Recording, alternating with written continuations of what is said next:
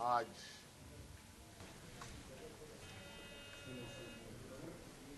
भव्य शपथ ग्रहण के बाद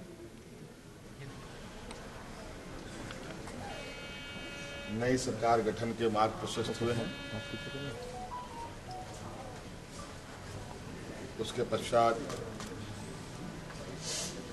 आज हम लोग प्रोजेक्ट भवन में आए हैं और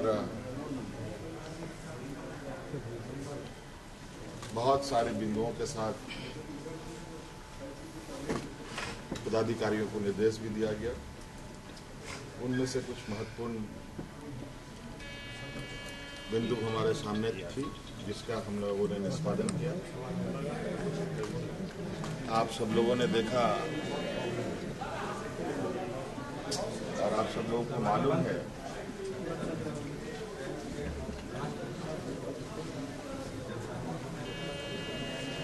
केंद्र सरकार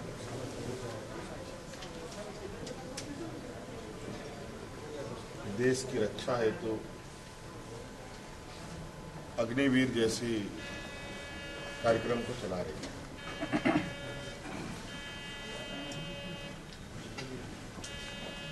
उस विषय को लेकर कई सवाल हैं नौजवानों के भविष्य को लेकर, और आपको मैं बताना चाहूंगा कि राज्य सरकार ने, हम लोगों ने पहले ही ये निर्णय लिया था कि झारखंड राज्य के जो भी नौजवान अग्निवीर में शामिल होंगे और किसी घटना में अगर उनकी मृत्यु होती है तो उनके पूरे परिवारजनों के साथ राज्य सरकार खड़ी रहेगी और राज्य पुलिस कर्मियों को जो राज्य की किसी घटना में मृत्यु होने पर जो सहायता सहयोग सरकार देती है, वही सहयोग अग्निवीर के परिजनों को भी दे होगा। आपको मालूम है कि अभी कुछ दिन पहले ही असम के सीमावर्ती क्षेत्र में उग्रवादी घटना में 21 या 22 तारीख का दिन है, जहां झारखंड का एक नौजवान चंदन क्यारी, बोकारो जिले का एक क्षेत्र है, वहाँ का एक नौजवान अर्जुन महतो जो वीर गति को प्राप्त हुआ, उनको भाई को हम लोगों ने एक नियुक्ति पत्र दिया और 10 लाख रुपए अनुदान भी उन्हें उपलब्ध कराया गया और उनके भाई बलराम महतो चतुर्थ वर्ग के पद पर उनको नियुक्त भी किया गया। इस घटना को हुए हफ्ता दिन हुआ होगा और हमारी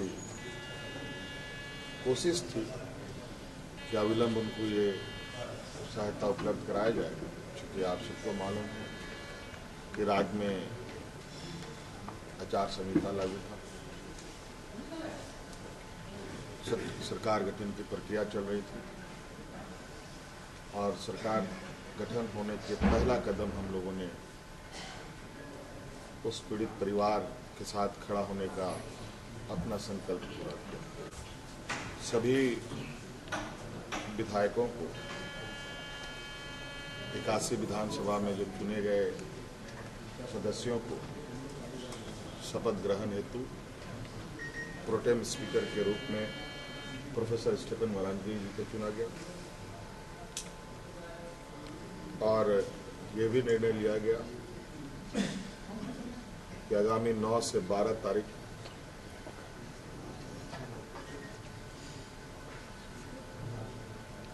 सरकार का प्रथम सत्र आहूत होगा और ये भी कि मैया सम्मान योजना के तहत दिसंबर माह से महिलाओं के खाते में 2500 रुपये देने का उसे भुगतान किया जाएगा प्रति माह। केंद्र सरकार में हमारा जो बकाया है 1,36,000 करोड़ रुपया,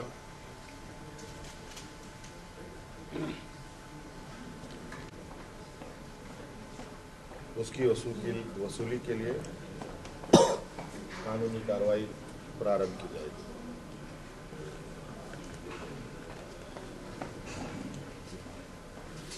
आपको पता है ये राज्य देश का सबसे पिछड़ा राज्य है। यहाँ पर सामाजिक सुरक्षा, सोशल सिक्योरिटी अत्यंत महत्वपूर्ण और आवश्यक है। राज्य के गरीब युवा लोगों को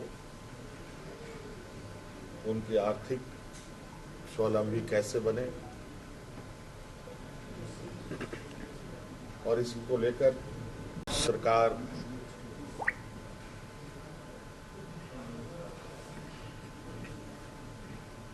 को अपनी आय बढ़ाने की आवश्यकता होगी। इसके लिए नए स्रोत खोजे जाएंगे। खनन क्षेत्र में लागू या चल रहे पुराने करों की समीक्षा होगी और उसमें वृद्धि एवं न्यायिक मामलों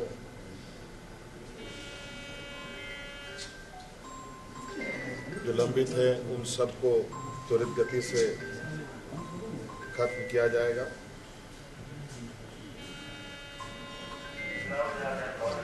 खनन क्षेत्र में कितने अधिक दरें बढ़ाई जा सकती है, इस पर सरकार आगे बढ़ेगी। आप सबको मालूम है कि हम लोगों ने उत्पाद सिपाही में भर्ती की प्रक्रिया पूरी कर ली है, लेकिन इस प्रक्रिया के तहत बड़े पैमाने पर नौजवानों की जाने गई हैं। तो बहुत ही दुखद घटना के रूप में हमारे सामने आया है।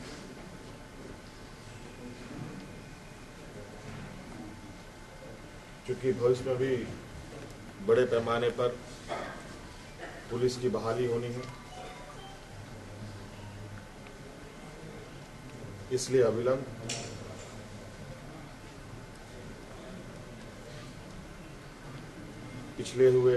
पीछे हुए नियुक्ति में जो घटना घटी है उसकी समीक्षा की जाएगी।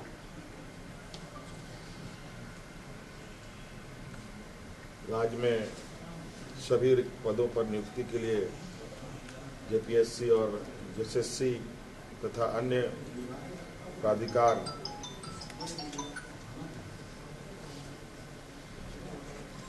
एक जनवरी 2025 के पूर्व परीक्षा कैलेंडर प्रकाशित किया जाएगा और जो लंबित रिजल्ट्स हैं उनको प्रकाशित किया जाएगा। साथ साथ में ये भी निर्णय लिया गया असम में जो वहाँ के चाय बागान में बरसों बरस से यहाँ के मूल वासियों को ले जाया जा करके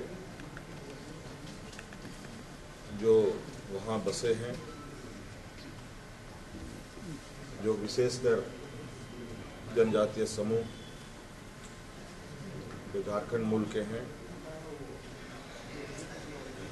उनकी दशा एवं उनके भविष्य में दिए जाने वाले सुविधा का अध्ययन के लिए सर्वदलीय प्रतिनिधि मंडल एवं पदाधिकारियों का दल असम जाकर जमीनी स्तर पर अध्ययन करेगी और सरकार को प्रतिवेदन सौंपेगी। ये कुछ महत्वपूर्ण बिंदु आपके हम समक्ष हमने रखा है। हम समय समय पर आप सब लोगों के समक्ष अवगत कराने का काम करेंगे। मंत्री हाँ, सत्र जो है भैया सब की राशि से दिसंबर महीने में आई है, जनवरी में 2500 वाला 2500 वाला के बारे में मैंने तो अभी कहा भाई, दिसंबर तक मिल जाना है। कैबिनेट विस्तार सर, कैबिनेट एक्सपेंशन सर, मुझे लगता है हो सकता है कि 2 दिन में हो जाए। फुल स्ट्रेंथ रहेगा सर। उसके लिए आप लोग चिंता ना करें। अब सरकार पूरी मजबूती के साथ काम करेगी, आप लोगों के लिए सेवा में रहेगी और आप लोगों का उम्मीद करते हैं कि सहयोग मिलेगा। धन्यवाद। धन्यवाद सर, हम लोग की तरफ से बधाई। आप लोगों को भी बहुत